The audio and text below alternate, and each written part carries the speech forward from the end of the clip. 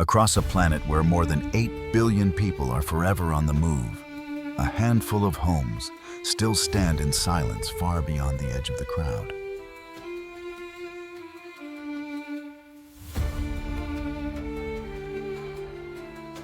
No neighbors for miles. No simple road ever reaches their door. Between them and the ocean, the bare rock, and the endless wind, there is nothing but a few thin walls.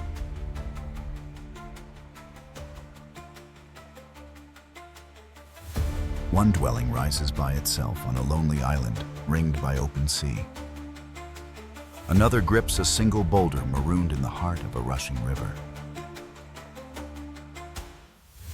Elsewhere, a shelter perches on a cliff so exposed that one storm can seal off every route of escape.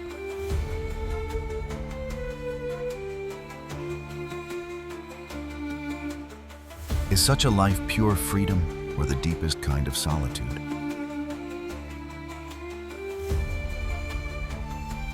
Welcome to a tour of the most cut-off dwellings our world has to offer.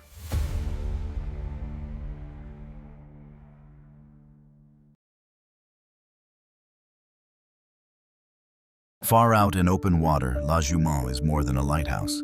It is humanity's stubborn attempt to hold on to a spark of life in a sea capable of destroying everything in a heartbeat.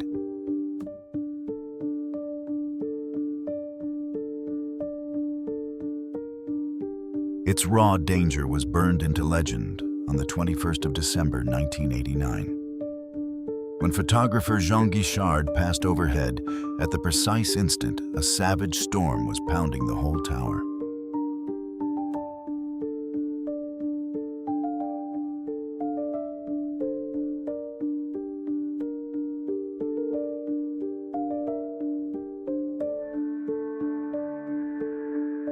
Just as keeper Theodore Malgorn opened the door, an enormous wall of water, nearly the height of a 10-story building, rose behind him and engulfed the entire tower, leaving barely half a second between survival and death.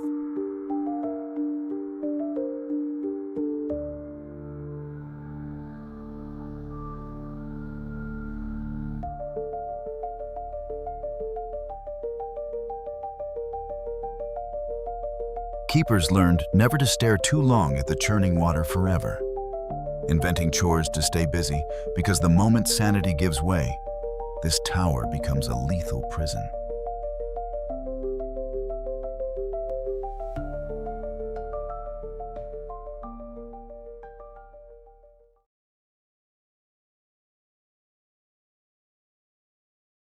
Would you brave living out here in total solitude for a reward of $1 million?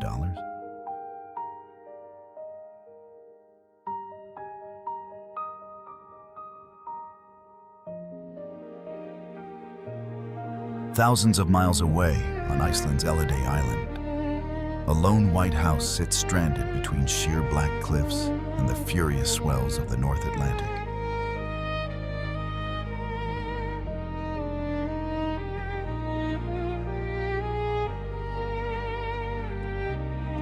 In truth, it was raised in 1953, meant only as a modest shelter for puffin hunters.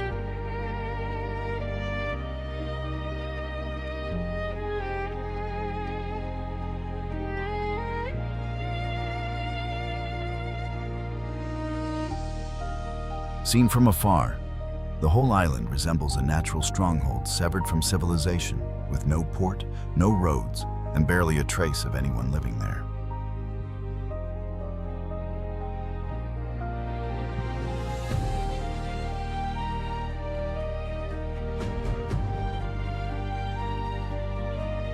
Out here, even wealth loses its value, since every drop of water comes from rainfall gathered off the roof and nothing else.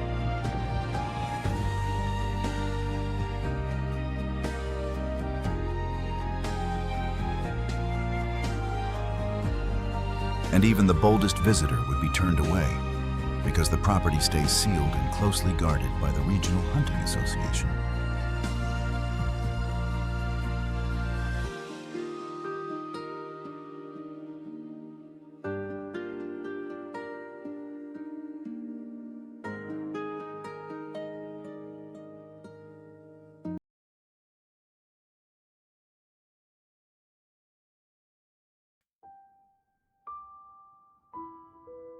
High in the Dolomites, Bivacco Bufera di Perero has earned a reputation as the most solitary dwelling anywhere.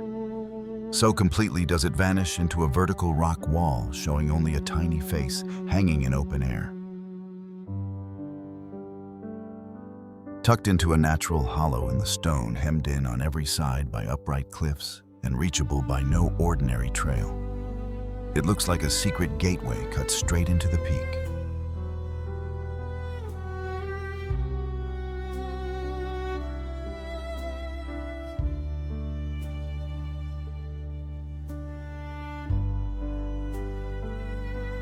Left derelict for decades, its roof crushed by avalanches and mountain tempests. The bivouac was completely rebuilt in 2022 by Italy's 6th Alpini Regiment to serve as an emergency haven for climbers.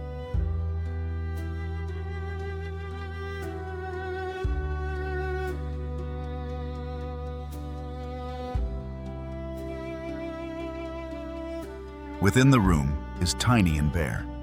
Its walls the mountain's own stone, holding just 12 plain wooden bunks and offering no power, no plumbing, and no toilet at all.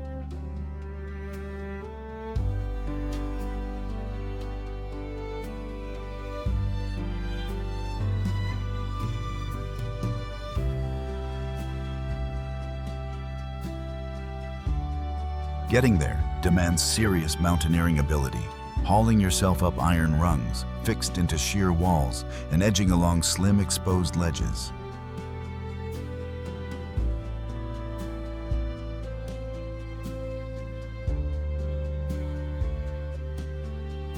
Partway up, they must inch across the 27-meter Cristalla rope bridge, slung over a yawning chasm, the very span made famous by the film Cliffhanger, making the approach a true test of nerve and endurance.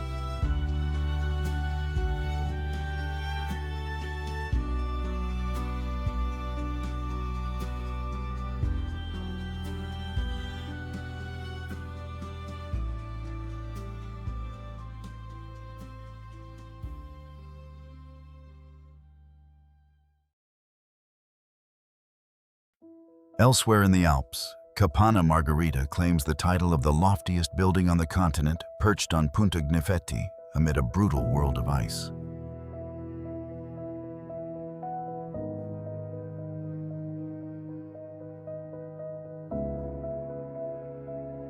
One end of it juts out over a plunging drop, giving the illusion that the whole refuge floats somewhere between the clouds and the stone.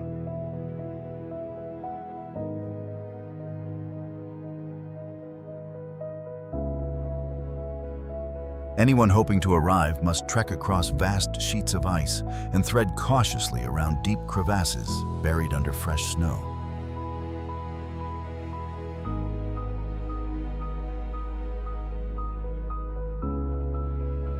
Since every provision arrives by helicopter alone, even a warm plate of food is a luxury at this thin, oxygen-starved height.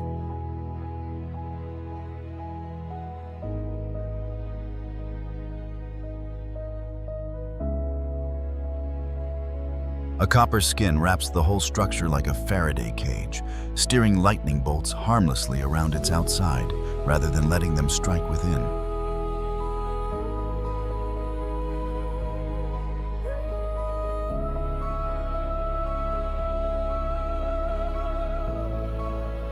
It doubles as a medical outpost, where researchers observe how our bodies cope with the punishing effects of extreme elevation.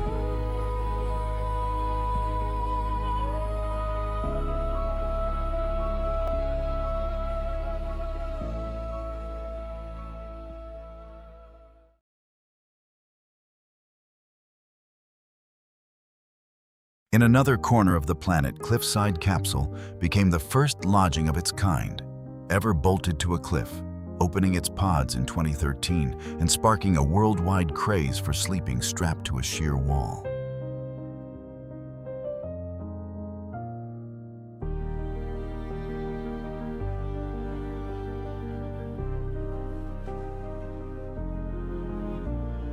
To reach a pod guests haul themselves up a via ferrata of steel rungs and cables, bored straight into the rock, a climb of roughly 1.5 to 2 hours, with nowhere to bail out along the way.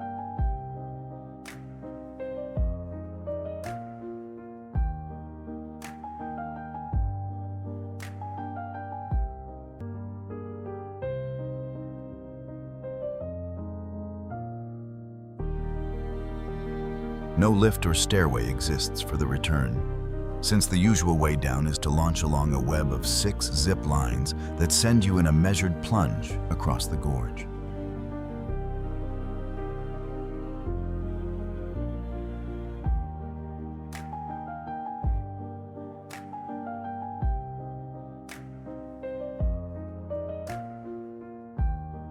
Within the glass shell, the composting toilet sits fully in the open, offering a clear view straight down hundreds of feet into the void during the most private of moments.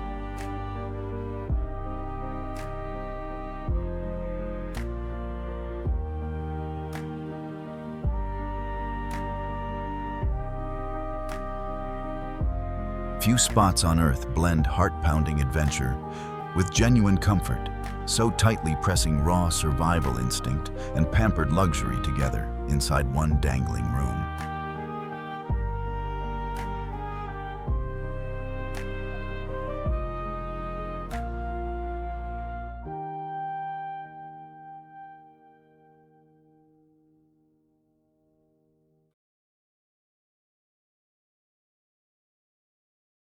High in Switzerland, the Sphinx Observatory at Jungfraujoch balances on a slim rocky spine at 11,811 feet, wedged between 2 great snow-clad summits.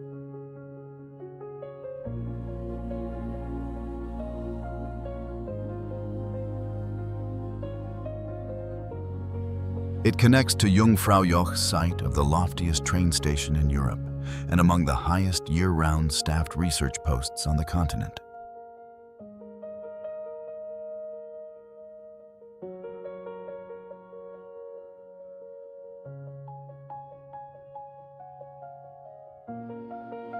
Snow blankets the terrain around it in every season, cutting the outpost off almost entirely from the valleys far beneath.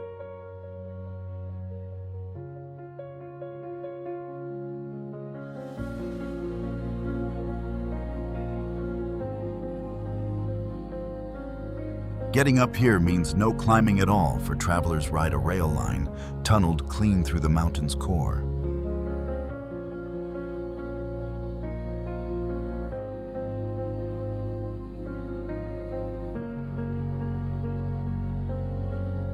From that station, buried in stone, a 354-foot lift whisks visitors to the observatory in roughly 25 seconds.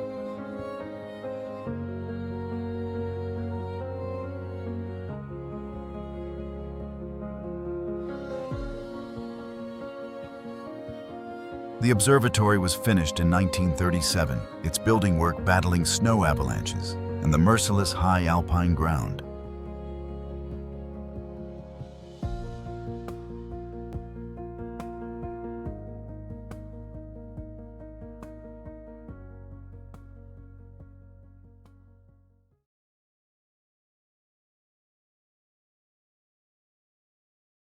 Deep in the jungles of Papua, the Korowai raise astonishing homes among the branches, hoisting their whole existence off the forest floor to perches as high as 164 feet.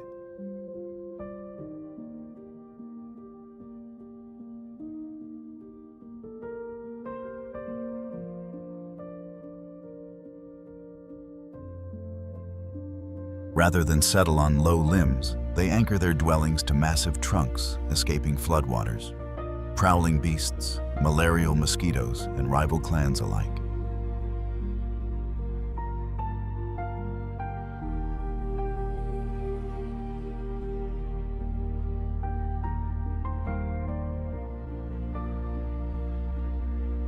Weighing several tons, each house is bound together with vines, jungle rattan, and pounded bark, never a single nail screw or steel cable in sight.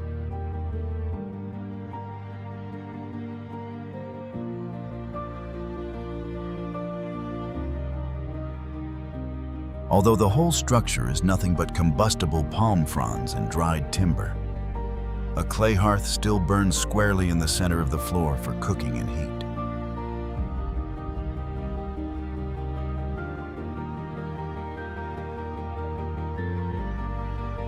The sole root upwards is one notched trunk. Its footholds barely half a boot wide, with no rail, no net, and a face left slick by constant jungle downpours.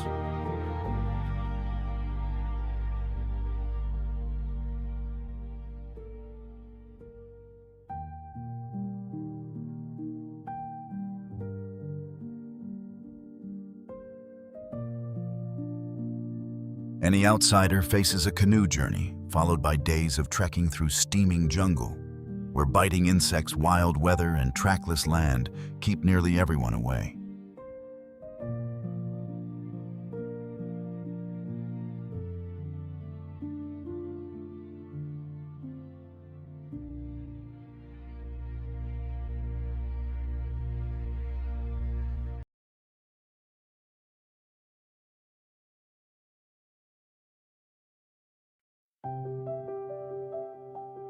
Leaving the planet entirely, life aboard the International Space Station ranks among the harshest survival settings people have ever built for themselves.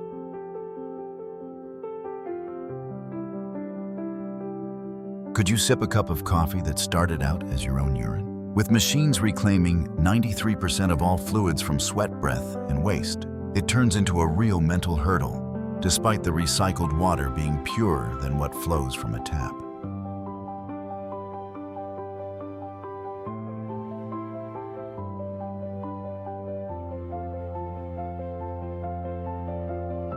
Even a trip to the toilet is an ordeal as crew members buckle themselves down and depend on vacuum suction to stop waste drifting off in weightlessness.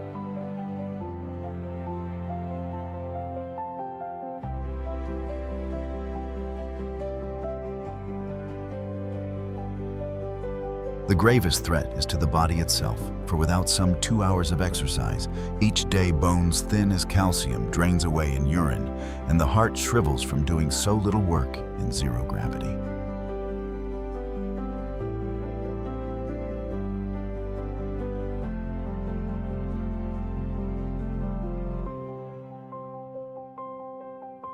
Up there, each mouthful of water and each simple motion demands ceaseless effort just to cope with a world so unlike our own. It stands as a triumph of engineering and at the same time a merciless test of human biology.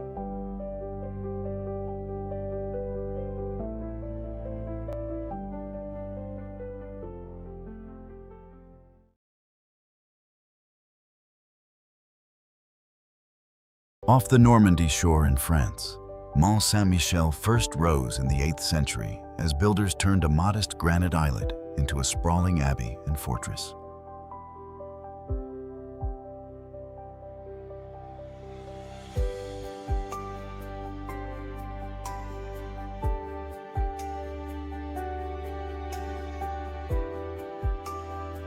What sets it apart is the tide which can seal the whole complex into a fully cut-off island in the span of just a few hours.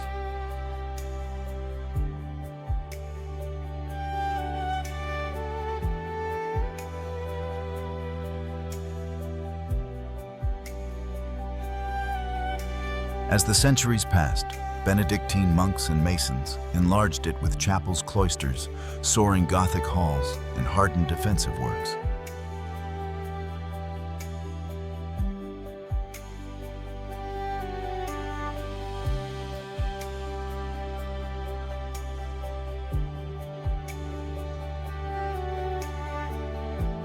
Ringing ramparts, lookout towers, and drawbridges made the islet a stronghold so formidable that it held firm even through the 100 Years' War.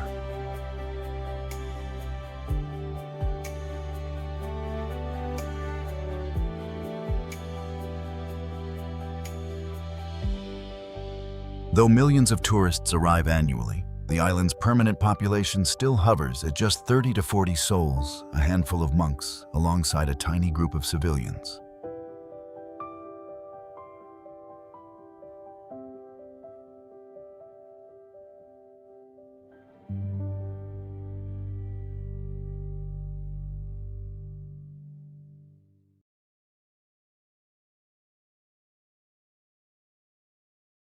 In another Chinese range, the Golden Temple of Mount Fanjing is famed as the most perilous and breathtaking cloud shrine anywhere on Earth.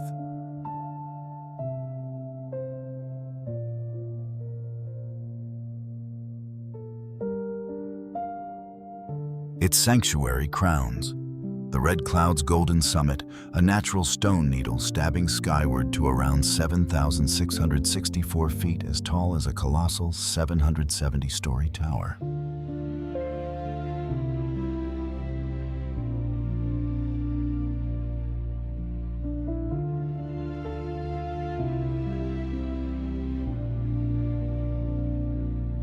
A slender stone span joins its two temples across a thin cleft at a giddy altitude, appearing to hover amid the drifting clouds.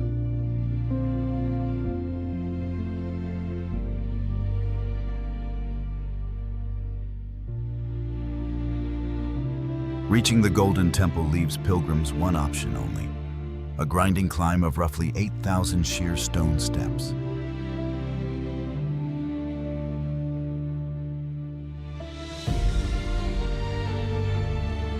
On the deadliest stretches, they grip hard to iron chains, driven straight into the rock.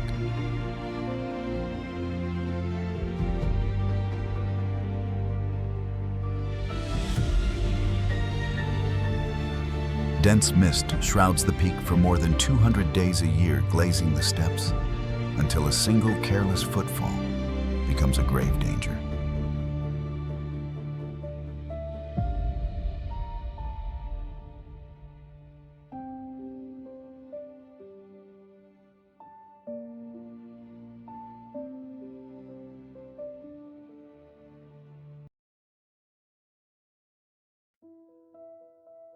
In Serbia, the little Drina River House is frequently called the most solitary home on Earth, balanced by itself atop a slim boulder in the middle of the raging Drina.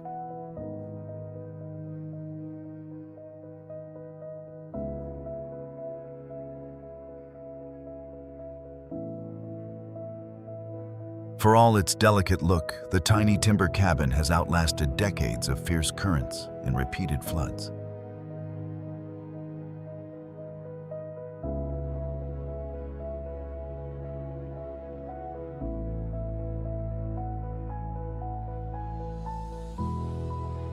No trained engineer or architect designed it instead. A band of local young people threw it up in 1968, simply to have somewhere to rest while swimming.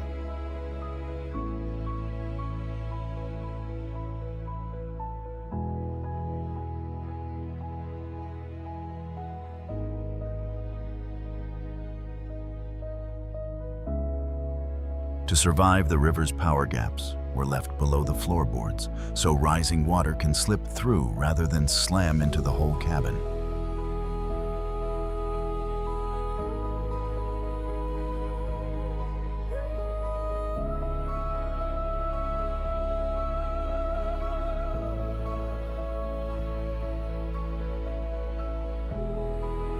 Though far from an ancient landmark, that sheer stubbornness has made the cabin a modern icon, drawing thousands of curious travelers annually.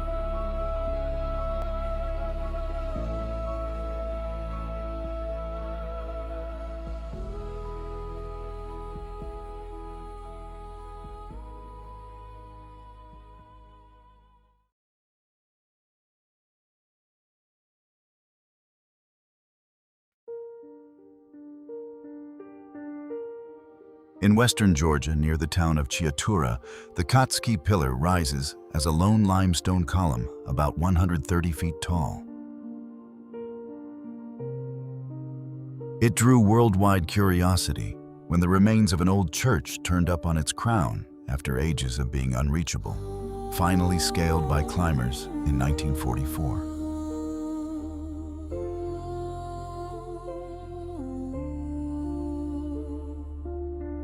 Studies place the Summit building in the 9th or 10th century, raised on a platform of just about 1,600 square feet.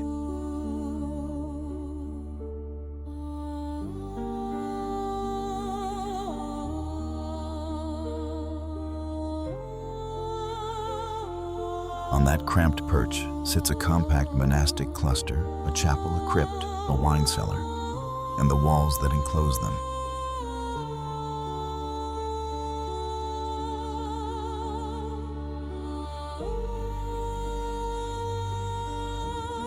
Shooting straight up and utterly cut off from the earth below it, kept scholars guessing for ages over how the building supplies ever reached the top.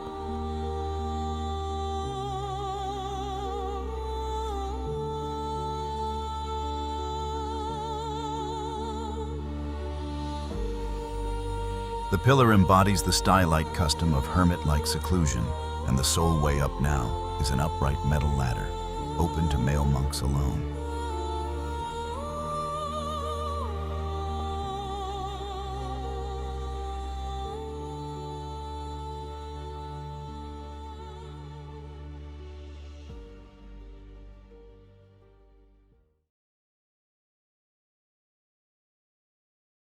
On the Greek isle of Amorgos, Panagia Hosoviotissa stands as the nation's second most ancient monastery, a lone marvel fused into a vertical cliff some 984 feet above the Aegean.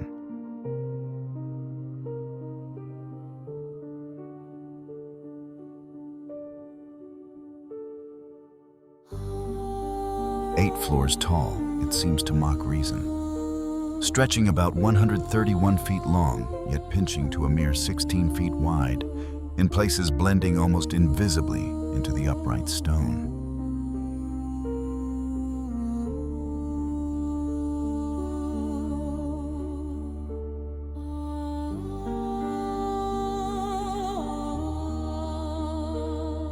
It has stayed in unbroken use for close to 1,000 years, and today rests in the care of just 3 monks, dwelling in solitude amid sea gales and savage cliffs.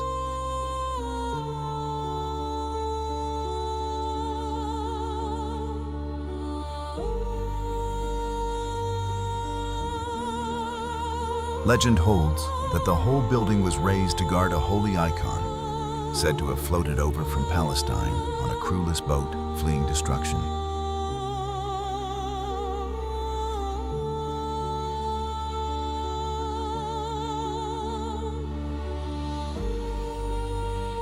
Anyone visiting must descend over 300 sharp stone steps to a doorway, so low that every arrival is made to bow on the way in.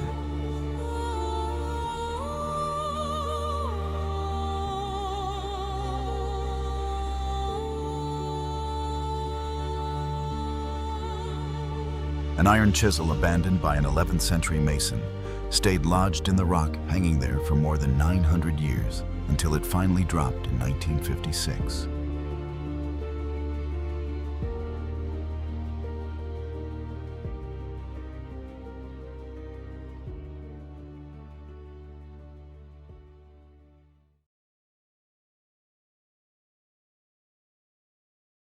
Out in the sea off England, the Monsell forts once made up a defensive barrier, shielding Britain through World War II before one of them grew into the self-declared micronation called the Principality of Sealand.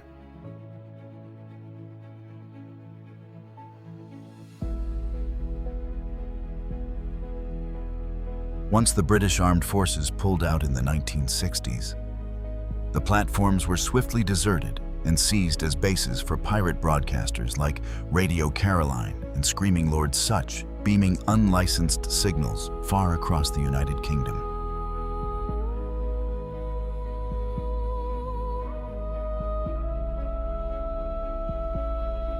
Drawn up by engineer Guy Monsell, the Army towers look like huge 3-legged war machines, routinely likened to the striding tripods of the novel War of the Worlds.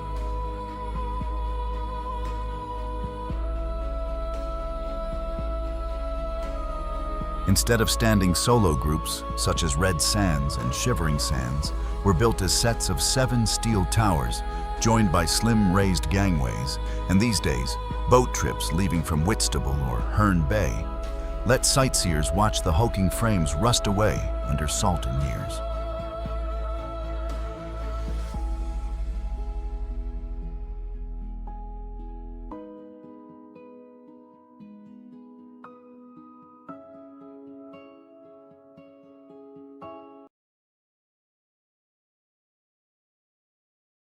On Spain's Basque coast, San Juan de Gaztelugatxe is a 10th century chapel, raised on a cone-like rock islet tied to the shore by one twisting stone causeway.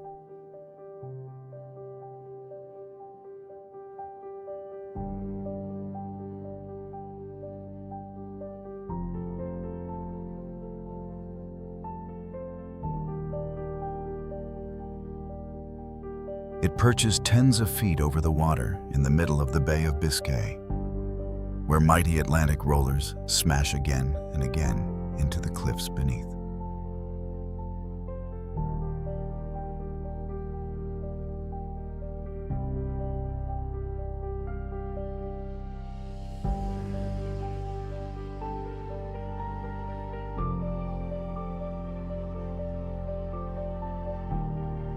Getting to the chapel calls for a haul up 241 tight, steep stone steps laid bare to fierce gusts blasting straight off the sea.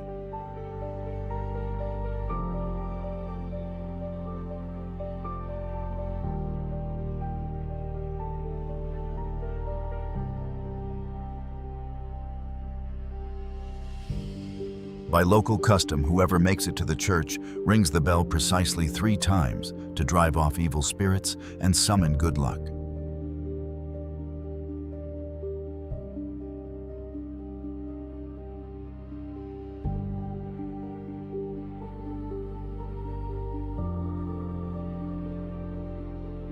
Across better than 1,000 years, the spot has outlived blazes, pirate raids, and endless salt decay, proof of remarkable rock-anchored building skill.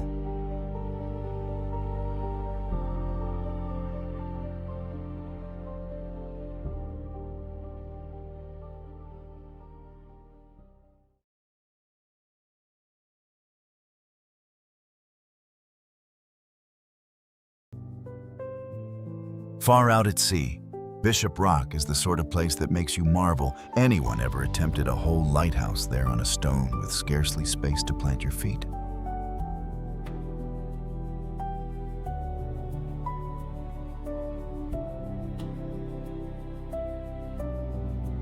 Set in the Atlantic, this crag is listed by Guinness as the tiniest island on Earth to hold a built structure barely broad enough to bear a granite tower, soaring 161 feet skyward.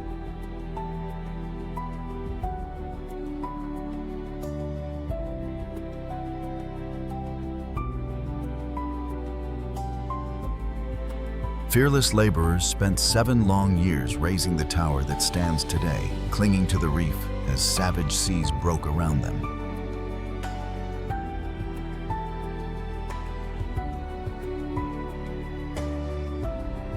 Even fashioned from massive granite blocks and later strengthened once more, the spot has never once known real peace.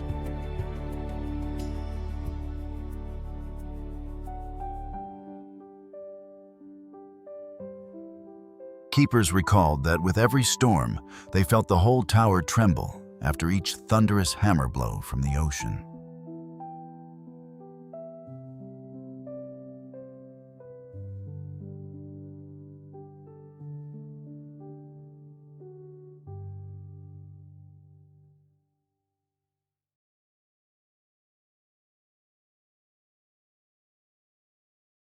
In the Israeli desert, the fortress of Masada crowns a stony plateau, roughly 1,480 feet above the Dead Sea, ringed by cliffs that make it almost impossible to breach.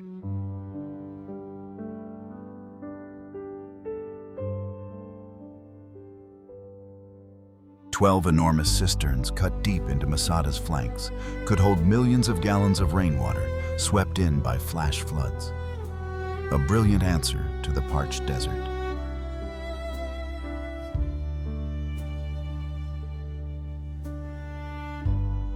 To storm it, the Roman legions piled up a gigantic ramp of soil and rubble, an engineering triumph that let their war machines and troops climb to the top.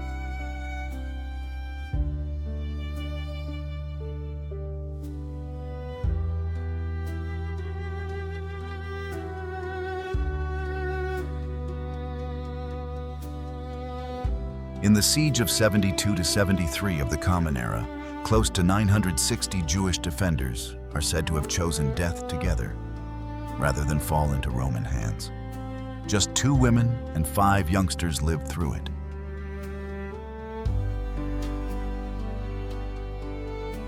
Excavators unearthed 11 pottery fragments marked with names. One reading, Ben Yehuda, possibly tied to the lottery, said to have chosen who would perform the killings and deaths recounted by Josephus. Yet digs have turned up remarkably few human bones on the site, and no mass graves at all, casting doubt on just how accurate the famous tale really is.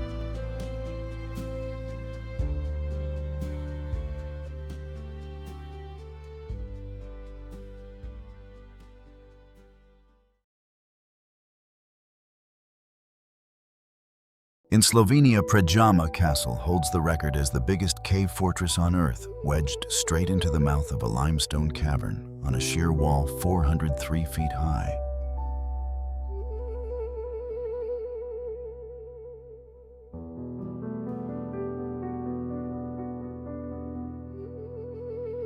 The whole back half of the castle leans on one solid block of limestone, its roofs and columns shaped by natural stalactites.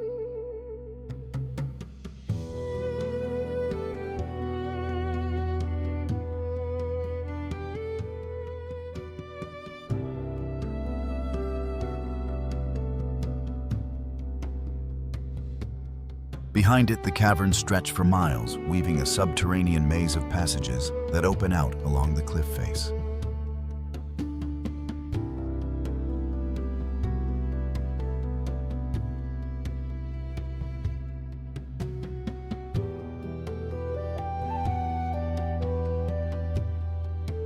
That hidden network let defenders smuggle in food and provisions whenever the castle was under siege.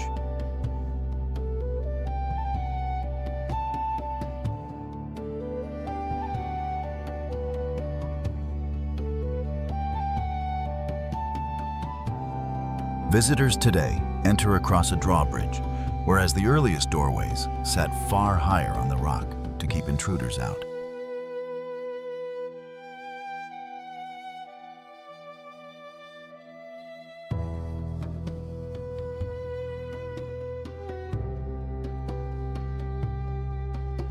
Sizable colonies of bats have settled into the untouched cave portions of the castle, treating them as a steady, lasting home.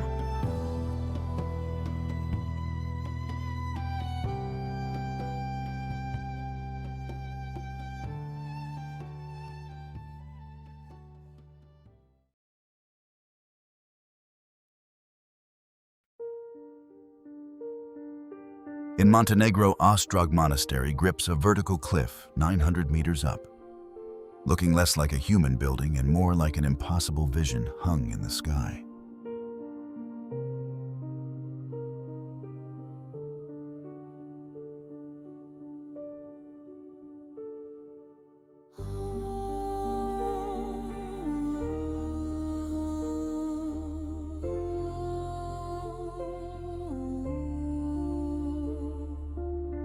On its bare stone ledge, a grapevine has thrived and fruited for hundreds of years with no earth to root in. A wonder the faithful call a miracle, and outsiders simply cannot account for.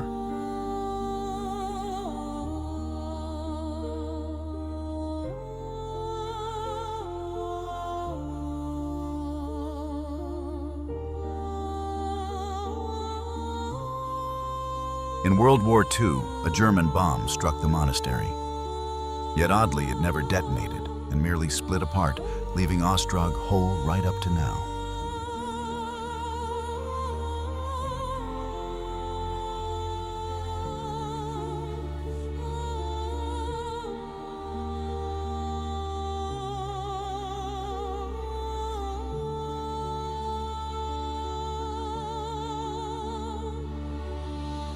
Rather than raise walls, the monks let the cave's own rock serve as them painting straight onto the stone and carving out tight, deep chambers that give visitors the sense of stepping into the very core of the mountain.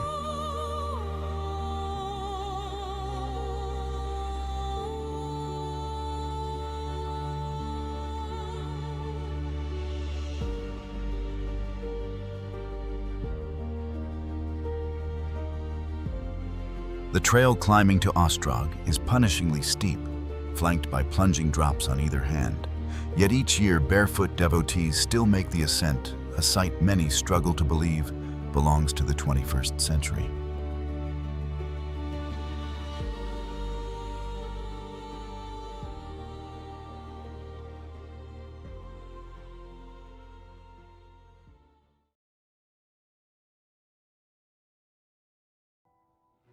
Elsewhere in China, Liaojian Mountain is a grand holy site, sitting at 7,218 feet, home to the nation's loftiest gold-sheathed group of buildings.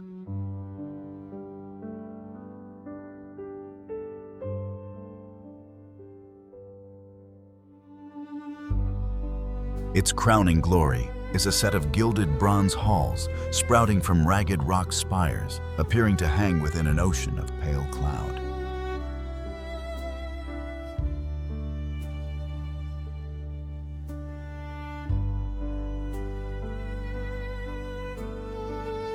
Reaching this sacred ground pushes pilgrims to the brink, up treacherous ledges and thousands of near vertical steps.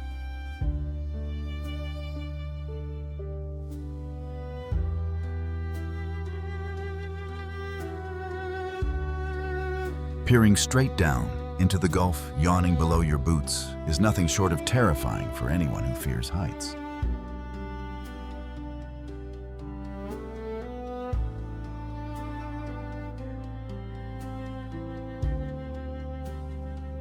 So high up, the weather turns in an instant, and in winter the mercury can plunge to 14 degrees Fahrenheit, glazing the walkways into lethal sheets of ice.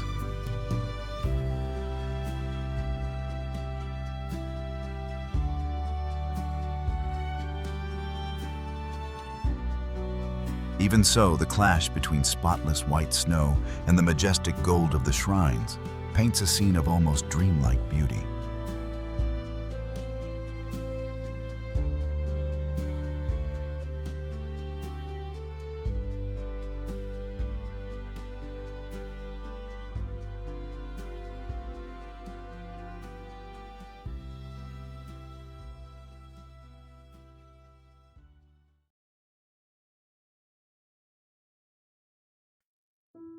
Also in Greece, the Meteora complex ranks among the most jaw-dropping sacred sites on the planet, its monasteries clinging to towering rock pillars and laying bare the extreme seclusion people once endured.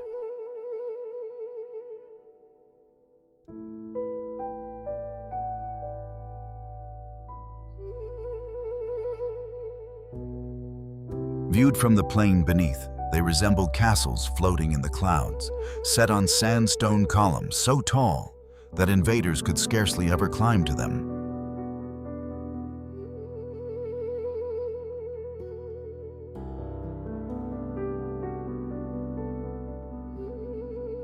The site took shape in the 14th century when monks sought a sanctuary far removed from the bloodshed and peril of the world below.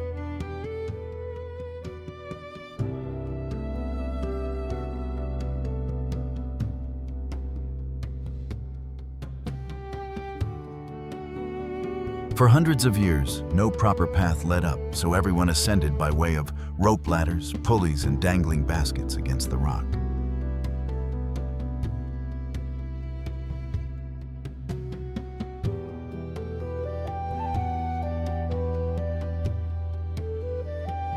One frayed rope could spell death, and yet the building went on producing refuges that looked all but impossible to raise on such stone.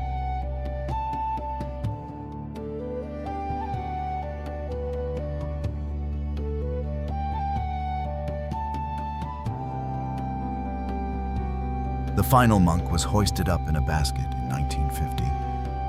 And though carved steps exist now, Meteora's old air of remoteness is still plain to see.